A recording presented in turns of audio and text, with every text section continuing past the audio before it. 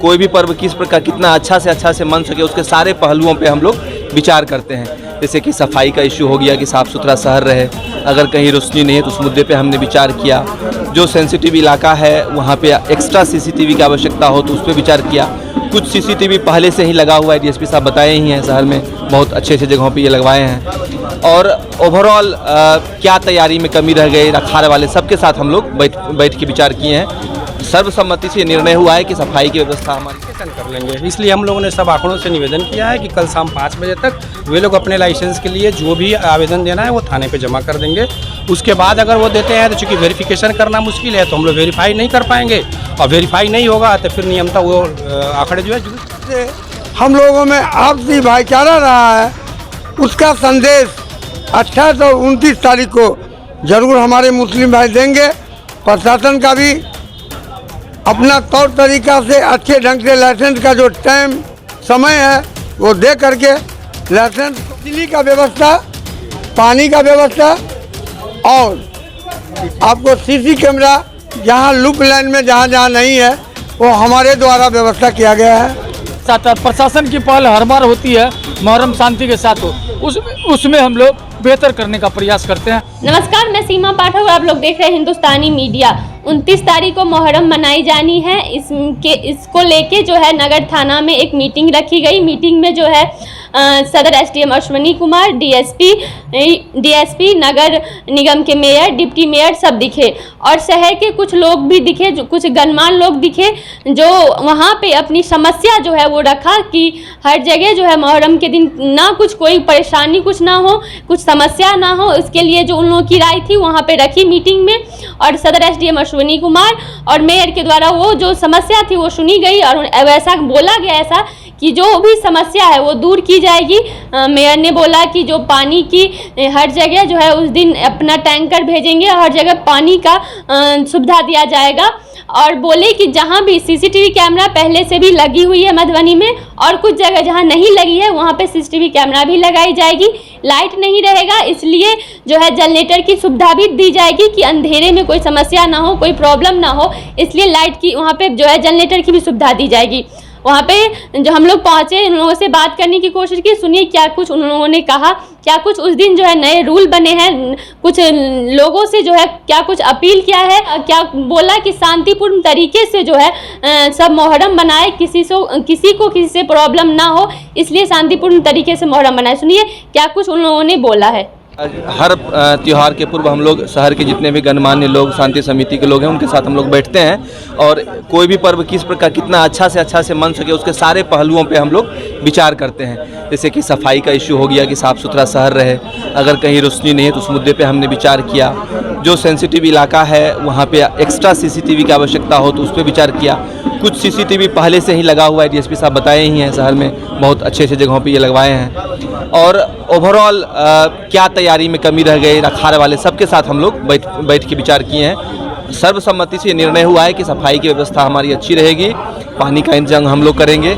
सारे अखाड़े वाले के साथ पुनः सुबह में मेयर साहब की यहाँ बैठक होगी, वो तय हैं वो, जो कि वो निर्धारित करवाएंगे कि किस प्रकार एक दूसरे के साथ आगे पीछे टाइम हम लोग का लिया जा सके, ताकि सब एक ही साथ एक जगह जमा ना हो और आगे पीछे हो जाए। दूसरी जो एक महत्वपूर्ण बात हुई कि समय से पहलाम करा लेने का, ये हम समझते हैं ये और भी बहुत ज़्यादा ज़रूरी है, क्योंकि अभी जो कुछ धर्मगुरु बता रहे थे कि एक समय के बाद पहलाम विधिवत नहीं होना चाहिए, उससे पहले ही हो जाना चाहिए। उन लोगों ने हमें भरोसा दिलाया कि बिल्कुल 100 समय वो लोग पहलाम कर लेंगे ताकि अगले दिन पे कुछ चीज़ ना छूटे, तो हम लोग अच्छा रहा। जो आप बता रहे थे कि एप्लीकेशन देना उसके बाद नहीं होगा, उसके बाद हाँ, उसके लिए डीएसपी साहब डिटेल से बताए हैं, हम चाहेंगे डीएसपी साहब इसमें बताएं कि जितने भी अखाड़े जो ताजिया रखते हैं वो अगर जुलूस निकालना चाहते हैं तो उनका रूट वेरिफिकेशन थाना के स्तर से किया जाता है।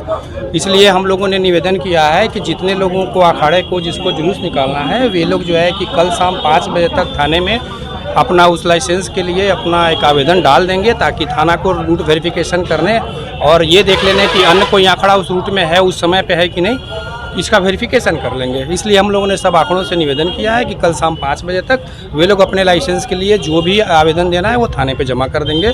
उसके बाद अगर वो देते हैं तो चूँकि वेरिफिकेशन करना मुश्किल है तो हम लोग वेरीफाई नहीं कर पाएंगे, और वेरीफाई नहीं होगा तो फिर नियमतः वो आंकड़े जो है जुलूस नहीं निकाल पाएंगे। इस कुछ सेंसिटिव एरिया जो रहता है जहाँ पे देखा जाता है कि हर बार झगड़ा या कुछ ऐसा दंगा फसाद हो जाता है, उसके लिए क्या स्पेशल कुछ चीज़ की गई है? पिछले तो कई सालों से मधुबनी में ऐसे कोई झगड़े और दंगे फसाद नहीं हुए हैं। फिर भी अगर कहीं से हम लोग को सूचना है या अभी तक हम लोग का जो इनपुट होता है वहाँ पे हम लोगों ने अलग से फोर्स और मजिस्ट्रेट की प्रतिनियुक्ति कर दी है, और अलग से भी हम लोग गश्ती दल वहाँ पे मूव कराते रहते हैं। और जिस दिन आंकड़े निकलते हैं उस दिन जन सहयोग भी हम लोग वहाँ से ले लेते हैं। तो हमारी नज़रें बनी रहती हैं, जहाँ से भी सूचना रहती है वहाँ पे हम लोग उस पर विशेष निगरानी रखते हैं। भसाई की कोई टाइमिंग बनी है या एक समय जो होता है करबला में, और समय निर्धारित हो जाता है। तो वो जो निर्धारित समय जो भी यहाँ पे आंकड़े वाले हैं, जो भी धार्मिक मान्यताएं हैं, उसके अनुसार जो समय निर्धारित करेगा लोग, हम लोग उस समय पे सबको कोशिश करते हैं कि वे लोग वहाँ पहुँच जाएँ। तो जैसा ये लोग समय निर्धारित करेगा उस हिसाब से हम लोग उसको करवा दें। जो मुहर्रम के लिए मीटिंग हुआ है थाना पर, मुहर्रम 28 तारीख और 29 तारीख को लास्ट होगा। मधुबनी का मुहर्रम ऐतिहासिक रहा है, लेकिन आपस में बहुत अच्छा वातावरण से सदियों से मुहर्रम बीतते गया। हम लोग भी काफ़ी दिन से देखते आए हैं, देख रहे हैं। आपस में हिंदू मुस्लिम में नहीं कुछ होता है, आपस में ही मुस्लिम भाई लड़ लेते हैं। वो भी बहुत कष्ट, हम लोग को कष्ट की बात है, कष्ट होता है कि ऐसा नहीं होना चाहिए। टाइम पे लाइसेंस के आधार से जो भी अखाड़े के लोग हैं आए और भसान करके चले जाएं, ताकि मधुबनी का जो वातावरण है, जो सदियों से अच्छा ढंग से बना रहा है और सदियों से हम लोगों में आपसी भाईचारा रहा है, उसका संदेश 28 और 29 तारीख को जरूर हमारे मुस्लिम भाई देंगे। प्रशासन का भी अपना तौर तरीका से अच्छे ढंग से लाइसेंस का जो टाइम समय है वो दे करके लाइसेंस को बांधेंगे, और बांध करके समय सीमा से काम करेंगे। पहले भी क्या क्या व्यवस्था की गई है?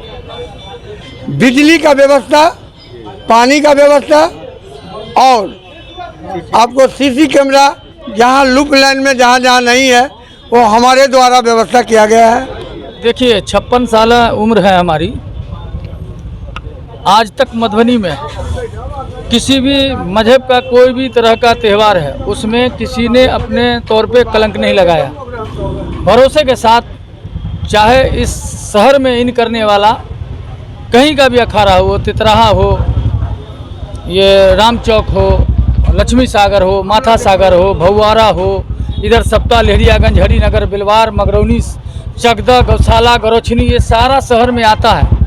सबों से हम लोगों की अपील है, हम लोग मीटिंग भी किए हैं कि जो हमारा तरीका है, जो हमारे पैगंबर के नवासे का तरीका है, हजरत हसन हुसैन का जो तरीका है, उस पर हम लोग काम करते हैं। अब एक रस्मी रिवाज है कि हम लोगों को त्यौहार करना, जैसे अभी ये कम से कम 50 गांव जो है भगवतीपुर में दूसरी शक्ल में, जलसे की शक्ल में प्रोग्राम करता है। मुहर्रम कभी मिट नहीं सकता, जब तक दुनिया है मुहर्रम होगा, लेकिन अलग अलग शक्लें हैं उसकी मनाने की। तो जिस शक्ल में अभी हम लोग काम कर रहे हैं उस शक्ल में हम लोग अपील करेंगे। 1 से 45 वार्ड टच कर चुका है इसमें भी मुहर्रम में, बल्कि उसके बाद कुछ देहात से भी है। इसमें राजनगर थाना भी कॉन्टेक्ट में आता है शहर में, उसके लोग खिलाड़ी आते हैं, रहीका वाले भी आते हैं, और टाउन थाना भी रहता है। हमको लगता है ये 3 थाने के जोन से पूरा खेल तेल होता है। तो हम सभी खिलाड़ियों से, हुसैन के सैदाइयों से, हुसैन के चाहने वालों से गुजारिश करेंगे कि आप बिल्कुल अपने भाइयों का भी ख्याल रखें, अपने मजहब का भी ख्याल रखें, अपने समाज का भी ख्याल रखें। आप बिना भेदभाव के ये खेल खेलें। और ये हमारा एक ऐसा त्यौहार है जिसमें हिंदू और मुसलमान मिल के साथ देते हैं और खेलते हैं। इसके लिए हम सबको मुबारकबाद देते हैं और शांति के साथ। प्रशासन की पहल हर बार होती है मुहर्रम शांति के साथ हो, उसमें हम लोग बेहतर करने का प्रयास करते हैं। और जो आते हैं उन लोग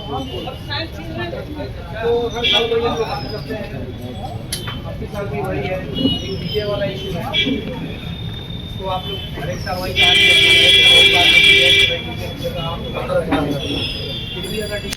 तो नहीं आपको हम बताते हैं, एक कॉन्स्टिट्यूशनल प्रोविजन बताते हैं कि नहीं होता है ना कि शस्त्र लेके नहीं जा सकते, लेकिन उस समय के सिखों के लिए अलग से कुछ नियम संविधान के